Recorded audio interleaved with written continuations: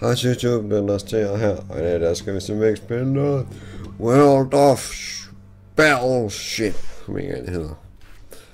Det står nok i titlen lige nu. Jeg kan aldrig huske, hvad det her spil med det hedder. Jeg kan aldrig huske, om det hedder World of Battleship eller World of Ship Battle. Jeg kan aldrig huske det. Det er fucking mærkeligt. Der. Men i hvert fald, jeg har spillet det og spillet lidt. Det er ikke så langt siden jeg startede med at spille det, men jeg tænker, at det bliver sådan et random game episode, hvor jeg simpelthen bare lige har lyst til at starte det her. Det er det virkelig noget til nogen serie, det bliver bare en episode, hvor jeg bare lige spiller det her, hvor jeg bare lige vil vise min skib frem, og jeg lige skal have en krig med det her skib. Og vi tager den der, eller skal vi tage den der? Jeg ved ikke. Vi tager, tror vi flest eksperter. Vi tager den. Og vi skal simpelthen i krig her mod nogle andre. Så yes, den finder lige et game her. Det plejer ikke at tage så lang tid. Og ja, vi tager simpelthen bare en kamp. Yes, det er fan screen. Så jeg kan lige hurtigt se der kortet. De grønne, det er os. Og vores medspillere, det er Oliver Erbø og vores medspillere. Og de røde, hvor der kommer, dem kan I så ikke se på kortet, men det er det, hvor vi skal nakke. Så nogle af jer kender måske World of Tanks og World of Airplanes, eller de andre der. Men det her, det er et nyt et, hvor der er kommet for ikke så lang tid siden igen. Hvor der kom simpelthen med skibe nu, krigsskibe og sådan noget. Og så skal man simpelthen kæmpe som krigsskibe og alle mulige mod hinanden og sådan noget. Det er som World of Tanks faktisk. Bare i vand, hvis man kan sige det sådan, og sådan med skibe. Altså det er samme princip. Så, ja. Og det jeg så godt kan lide ved det at spille, er at du tager tingene fra virkeligheden af og sådan noget. Altså skibene og sådan noget, det er nogle der i virkeligheden, altså hvor der har været med i krig og muligt i virkeligheden og sådan noget, så ja. Du skal også teammates lige spawner, jeg kan lige vise jer mappet. Hernede spawner fjenden cirka ned. Og det er sådan set den vi sådan gerne vil ned og nakke. Så jeg tænker, vi bare tager den her igennem. Og jeg tror også, at den plejer at sejle udenom der. Det mener den gør. Og så kan vi også lige tage ben igennem samtidig. Så. Yes. Det her skib, det er faktisk, jeg synes faktisk, det er et godt skib.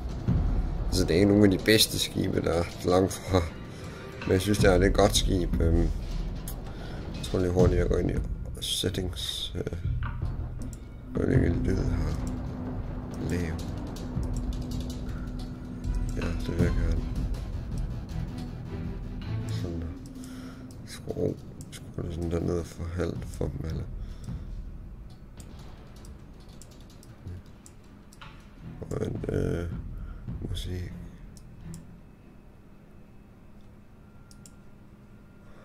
Sådan. Så tror jeg ikke, der er noget musik med. Og nu var der. Fuck. Jeg skal lige rundt den der musik væk.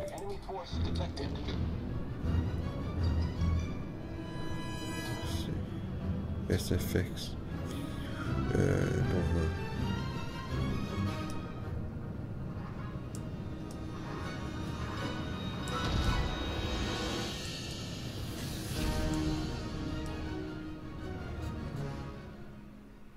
Der var den simpelthen. Musik, det skal vi lige have off. Jeg gider simpelthen ikke lige have musik, men det gider jeg sgu ikke. Hvorfor er det? Bare vil op. Hvorfor er alt vil det?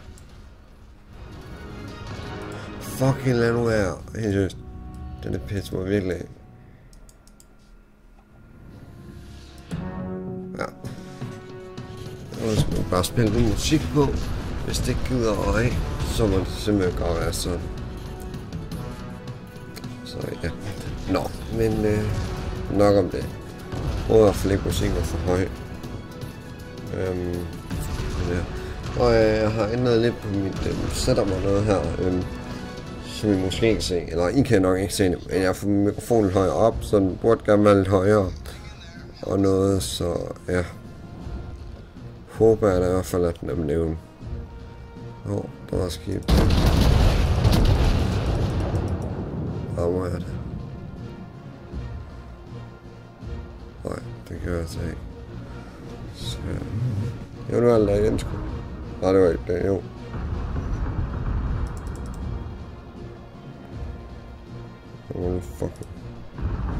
Lad nu de fucking skide kanoner. Lad de fucking skide bøssekanoner.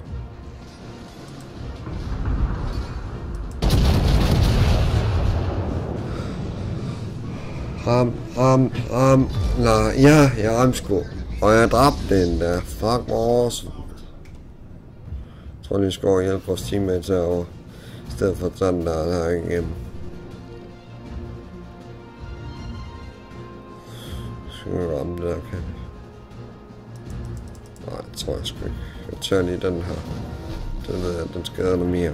Det der er så fucking dårligt ved det her skib. Det er så langt som en reload. Men når det så fucking endelig rammer, så skyder det så hårdt. Og det skyder ikke bare hårdt, det skyder faktisk voldhårdt. Det er helt vildt. Hvor hårdt det kan skyde. Så kan det være sådan lidt ramt. Pis.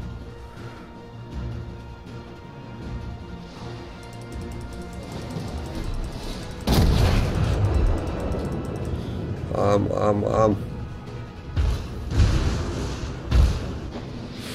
Der kommer der anden, så tror jeg, vi er for lige at fikse der ind i vores skib her. Den der fucking nakker mig, tror jeg. Han rammer pænt godt. Jeg vil gerne af med det der skib.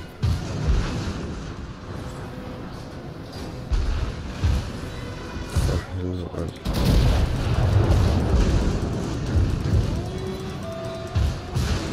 Fuck, det der er det lort. Seriøst. Hvis jeg fucking dør, jeg vil ikke dø. Fucking væk. Lad mig komme væk.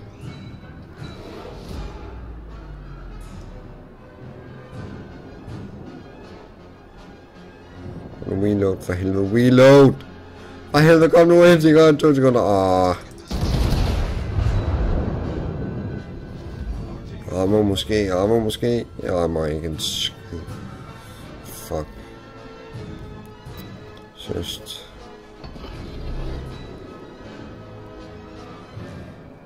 Jeg vender rundt her, fordi jeg skal ikke dø igen.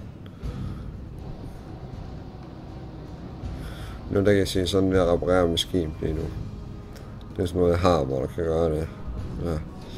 Lige kan sådan der fikse mit skib, hvilket er super lækkert. Fordi så dør man ikke så nemt.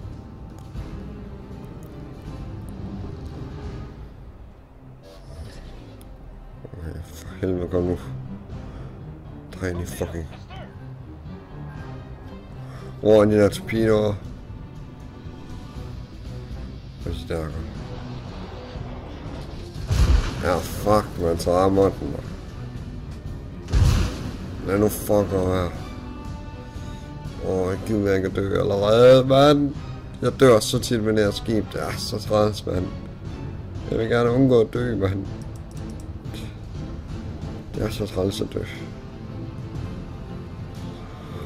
Kom nu, videre.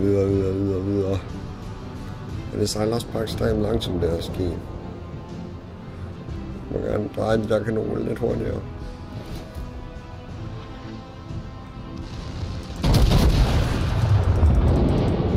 Sådan der, så er du fucking død, man. Nej! Det var lidt med et døj der. Nu slår det sjov igen nu.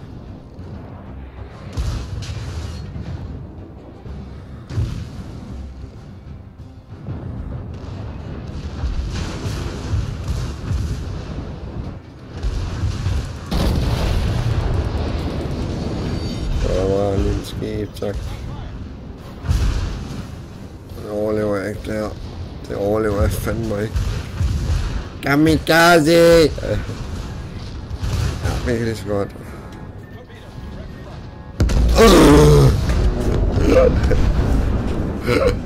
Okay. Der blev vi så lige voldknæppet bagfra i vores røvhul.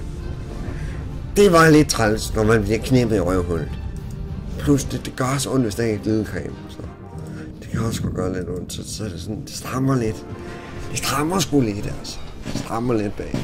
Men i hvert fald, jeg tror lige, vi prøver omkring mere med mit andet skib her. Det er lidt bedre med. Tro mig. Jeg skal lige kigge. Og jeg kan desværre ikke navne på de her skibe. Jeg er ikke så god til navne og læse, som I ved. Men ja. What? Kan jeg få penge eller ej? Lad os lige bare se her, om I kan komme i krig med den der. Den er faktisk også rimelig god med. Det er så et noget ringere skib. Det er ikke lige så godt deres skib. Men det er okay faktisk. Det er faktisk et okay skib, det her. Synes jeg i hvert fald. Nu har jeg så ikke fået nogen af de store skib til nu. Når jeg kommer op i de store skib, så vil jeg nok sige, at de her nok er lort, tror jeg. Det vil jeg nok koste sandsynligt. Og jeg tænker også, det kan også være, at jeg skulle prøve at få sådan et skib med, hvad det hedder, hvor det kan skyde torpedoer afsted. Det kan jeg faktisk også godt at prøve. Jeg ved faktisk, jeg kan faktisk ikke huske, om det her skib, om det har det. Det mener jeg ikke, det har. Fordi så tror jeg faktisk, at jeg har brugt det meget mere. Jeg kan faktisk ikke huske det. Men jeg kan i hvert fald godt tænke mig sådan et skib med torpedoer på et tidspunkt.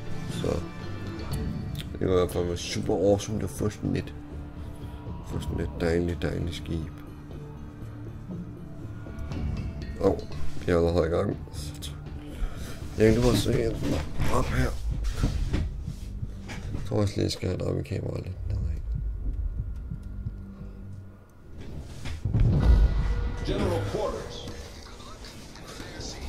Good luck and fair seas. Og det er et tysk skib, så vidt jeg husker. Jeg mener, at det der flag, det er tysk. Jeg skal ikke helt huske det. Get them a hard tag, okay. Og kæft, det er roligt til at accelerere der, det havde jeg ikke glemt. Det er det ikke på torpedoer. Ej, jeg tænker nok, det er ikke bare. Hvad er det næste slags af de her skib, der er med torpedoer? Men okay, kæft, det sejler hurtigt, mand. Der er noget boom. Det er så ikke så meget armor igen, men ja. Det ved jeg heller godt nødvendigt, det er. Hold kæft, det drejer hurtigt kanoner. Hvis jeg nu gerne vil kigge derovre, hvor hurtigt drejer de så. Hold da kæft, de er hurtige. De drejer fandme hurtigt, de her kanoner. Jeg har sgu ikke glemt, at deres skib var så godt.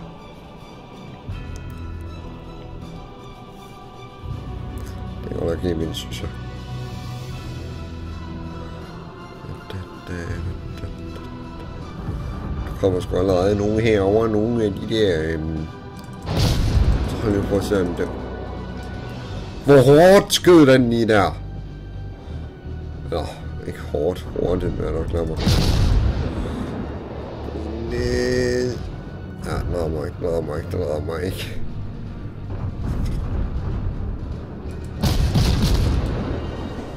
Boom. Det er blandt fyrværkeri og sådan boom. Okay, jeg skal fandme lige tættere på.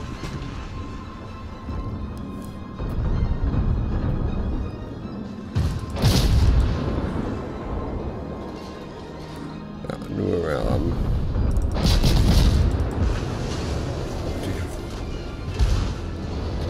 Hvad? Fuck, så flytter du over teammate. Jeg hader, når min fucking teammates gør det der, man. Okay. Så jeg vender lige røven, eller siden til her. Jeg ser jo lige her. Alakazam! Rammer jeg? Ja, godt. Alakazam!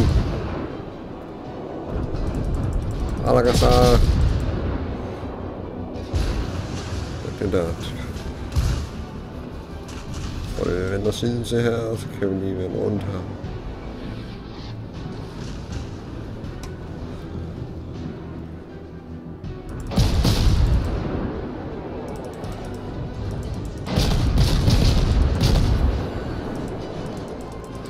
Yes. Og nu. Vi kan bare lige ved med at spise.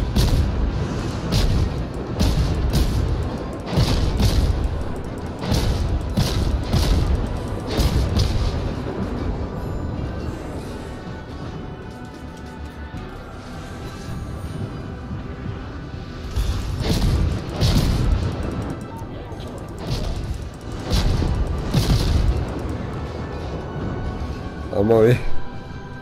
Jeg vil faktisk gerne lige ud og prøve at gøre noget ved det. Jeg har faktisk aldrig nogensinde prøvet for. Hvis jeg måske kan nå derud, og så kan sejle ind i det.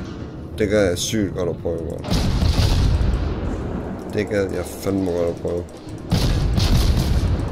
Men når min teammate har, han bare dræber den. Okay, det gjorde han ikke engang.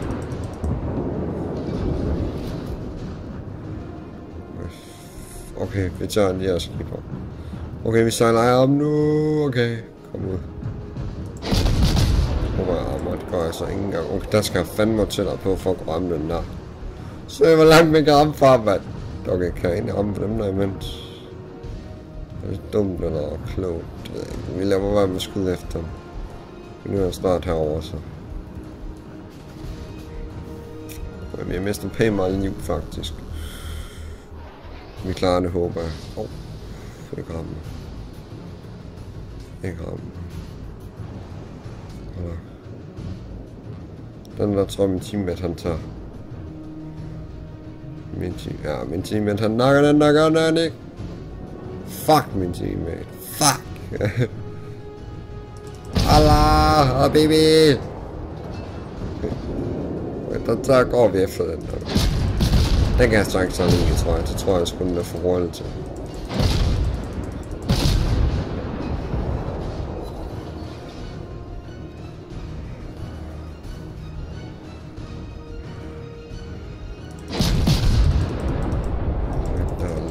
Længere foran.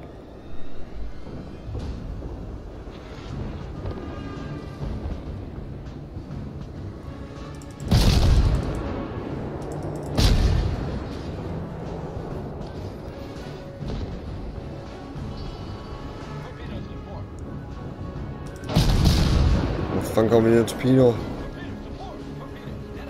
er mine teammates. Hvor er dem der ikke?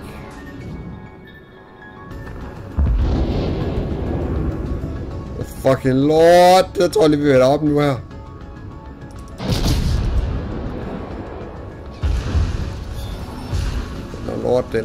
Det er lort. Vi skal fucking væk med teammates. Så er han her mod ham her.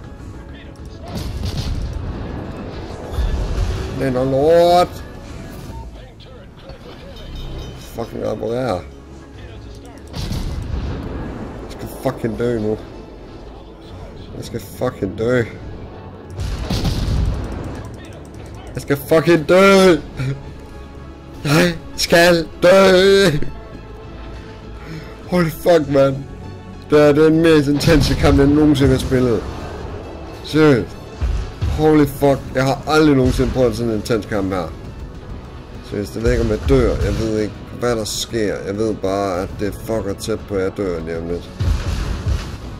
Ja, fuck, jeg er død. Når jeg rammer det. Når jeg rammer det. Nej, det gør jeg ikke engang. Jeg tror sgu jeg dør. Så er der, hvor du kan. Jeg bliver voldknæppet. The fucking guys. Fuck! No! Seriøst. Hvor tæt på skulle det der lige være? Hvor tæt på? Det skulle fandme være tæt på.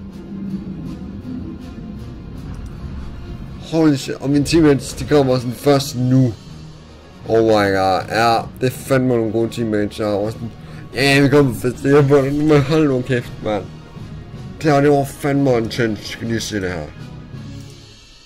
Jamen, fandme se ham, hvordan han klarer det. Jamen, han gør det samme, som jeg gør det, ikke? Og det er endda det samme skib.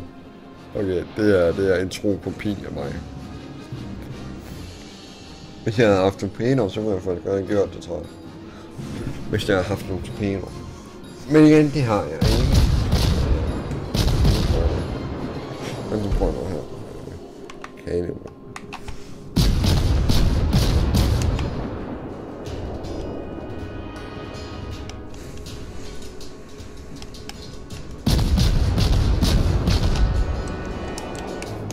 jeg kan ikke komme kun søvn lidt til. Nu her, jeg skal lige, ja. Når jeg siger controller, så har jeg fået en ny controller. Jeg kommer til at lave en video om det. Men ja, når jeg har også fødselsdag her, når den her video kommer ud, så dagen for inden den 15. januar, der havde jeg fødselsdag, hvilket er i går, når den her video kommer op. Men ja, jeg synes, det var en fucking lort af. Jeg fik en ny controller, sådan med storesøster. Det er sådan en mega nice controller, der kommer en vind ud af den og alt muligt, sådan, så du ikke får sidde i hænder og alt muligt, sådan kommer luft i hænder på. Jeg laver 100% video om det, 100%. Det lover jeg. Jeg kunne mig at lave video med det. Og der er også en lys, sådan en grøn lys. Ja, okay, jeg skal nok være med at spoil for meget om den nu. Hvordan kan ham der ramme? Jeg er ikke cool. Seriøst. Ham der, han skød lige knyde i hele.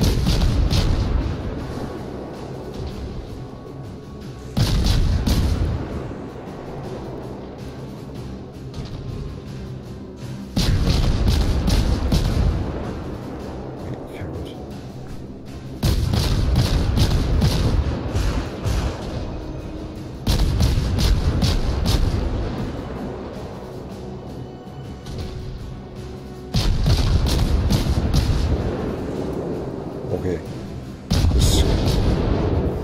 Ja! Win it, win it, win it! 900 XP! Okay, jeg fik alligevel 42 hits. Normalt plejer jeg bare sådan at få 28 eller 20 eller sådan noget. Jeg fik fucking 42 hits! Oh my fucking god, der skal jeg op med der sådan noget. Hvor mange XP har jeg? Jeg har ikke nok XP for et nyt. Jeg tror lige vi XP på den her.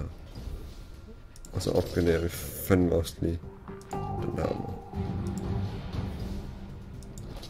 Ja, sådan der. Okay. Ja. Jeg siger fandme tak fordi I har set med. Jeg håber med I har nydt den der griner video. Jeg synes i hvert fald det var super griner. Jeg har aldrig nogensinde prøvet noget lignende. Og det er så hårdt der. Det har jeg aldrig prøvet. Jeg har aldrig prøvet at blive knæppet så hårdt der i røven. Aldrig nogensinde.